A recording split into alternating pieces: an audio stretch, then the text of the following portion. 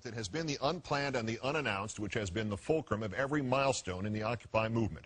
Saturday night, as a piece of tape we played earlier showed, when police clashed with protesters in Times Square, an American veteran of the war in Iraq stood up for the people behind the barricades. Why are y'all walking like there's a war going on? Nobody has guns! I'm in New York City. I am from New York City, and these cops are hurting people that I fought to protect. There's no reason for this.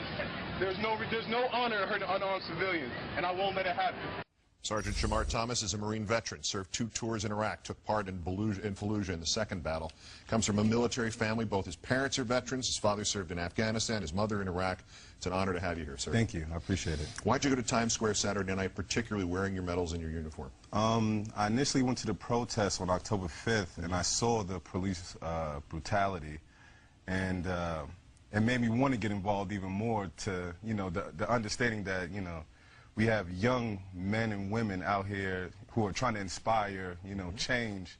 And so why wouldn't I want to be a part of that? Protesters didn't know what to do because obviously you were hitting a chord with these people. What were you trying to say? And obviously we have the quotes, we have the tape, we played it, but what was in your mind as you were, you know, expressing yourself in that vocal manner? Well, I've been to Iraq twice. I've been in, I was in a riot in Rupa, Iraq in 2004 where we had rocks thrown at us, and after the rocks were thrown, we didn't go beating up people and arresting people, you know what I mean? We kind of treated it with a level of humility, you know what I mean? And to have the cops beating, I saw, you know, a cop punching a woman in the face, you know, to see that in my own country, you know, my family fought for this country for people to have a right, and these people are peaceful. I haven't seen a video yet where I've seen them try to hurt the cops. So why are they using batons and sticks? Why are they in riot gear when nobody's trying to riot, you know? Did you have a sense at the time that they were listening to you? Oh, I know for sure they were listening to me. I have no doubt in my mind that they were listening to me.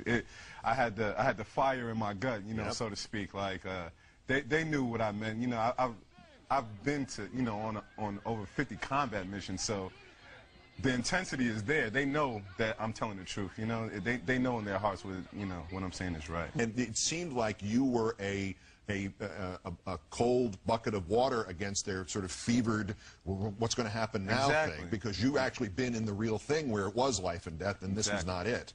And that was what you're trying to get to them? It's a time and place for things. You know, it wasn't. When the situation arises where the crowd starts getting frantic, that's when it's time to say, you know what, the crowd is getting frantic. When people are just shouting, you know, we are the 99%, come join us, these are not, you know, chants that incite violence, you know what I mean? So why, you know, the riot police were informed, just walking, marching up and down the street like, you know, like it was a battle going on, and I've been in battle. It was no battle going on. Right. You know? The other side not only didn't have weapons of any kind, they didn't have the rocks yet. They're not no even, rocks. There's no stage at that point. Give me your assessment of the messages that are coming from Occupy Wall Street, and are you in favor of them, opposing the corporate greed and holding the banks accountable and supporting the middle class, principally those three? I support everybody's view. I tell people all the time that I'm not a part of any political party. I'm not a part of any group or anything like that. I'm an American citizen. Okay, so then what does this mean to you? What this means to me is that this is our time in our generation to change the greed that is in America. Like both of my parents did 20 plus years in the military, and they have to find jobs now. And it's like I recruited for the Marines for 4 months, and it's like I taught kids to come join the Marines. So it's like, come join the Marines, and then what are you going to do after you get out of the Marines? You know what I mean? So it's like there's no, you know, there's no place for us to go now. You know what I'm saying? So is there a place, do you think, in Occupy, in the entire movement, in the protest movement that's beginning in this country, for veterans' rights, and particularly recent veterans' rights, to be addressed? Should there be some more attention paid to this fact? Well, that's the whole thing with the uniform. Sure. That's what I tell people. Like, you know, I want to inspire the veterans to come out, because a lot of veterans have this thing where they don't want to speak against the government. They're so, you know, trained, like, oh, no, if I speak out, you know, speaking against the government is wrong, you know what I mean, because we have a chain of command, you know. But I don't think it's about a chain of command. It's about a way of life. You know, you understand what I'm saying? So chain of command goes both ways. Sergeant Shamar Thomas, U.S. Marine Corps, whose mother, father, grandfather, and great-grandfather also served this country through Iraq and Afghanistan and Vietnam and World War II. Yes. Great thanks to you for your service, to them for their service, and spectacular work on Saturday night. Thank you.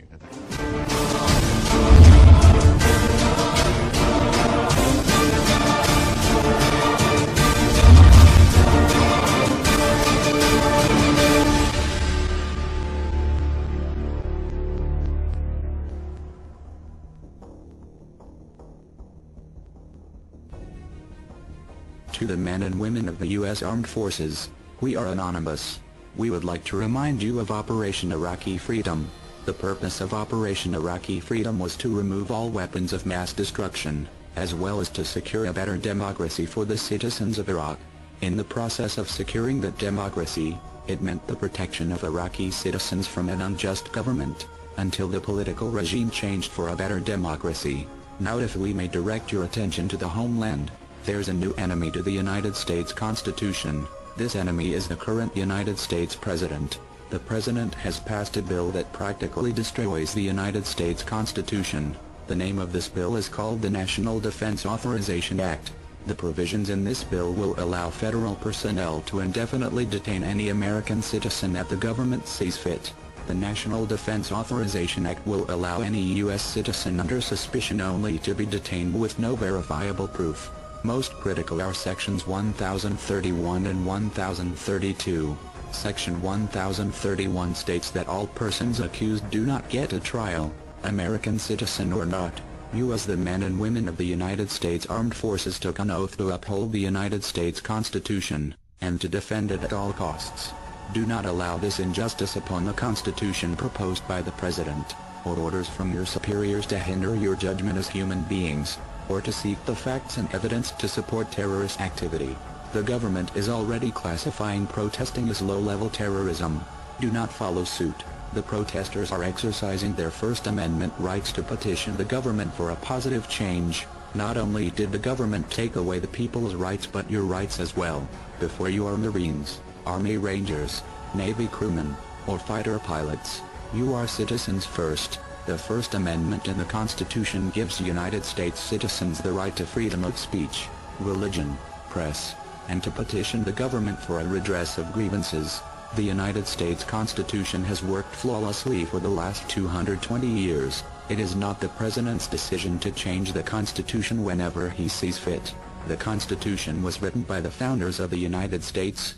It is not the President's decision to make the United States a war zone and to enforce a nationwide police state. He is not the supreme ruler. He led the country to believe that hope would bring change for a better tomorrow. So far the only change has been a dictatorship that allows the brutal beatings of unarmed citizens, pepper spray to the faces of the elderly, and feet to the stomachs of pregnant women, as well as a bullet to the face of a military veteran named Scott Olson, from Oakland, California, in hopes to silence the revolution that refuses to be silenced. This is America, the land of the free. We will not be silenced. We will not go quietly. You go to foreign countries to protect the citizens from dictatorship and unjust laws.